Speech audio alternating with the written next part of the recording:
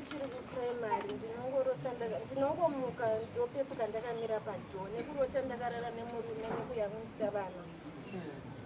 Wakapita kuna afu wako atatani? Paukaenda kuna mbuya wako uchivaudza dambudziko iroro wakazvidi?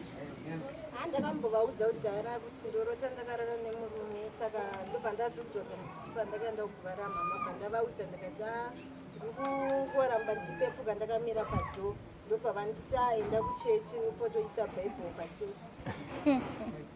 Ndozareva? Ndakadaro.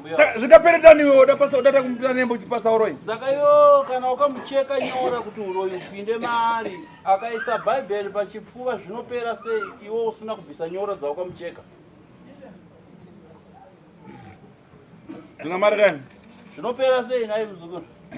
Zvazvisingaperi. For these and more stories, tune into Zim News Bit TV with Robert Tafumani.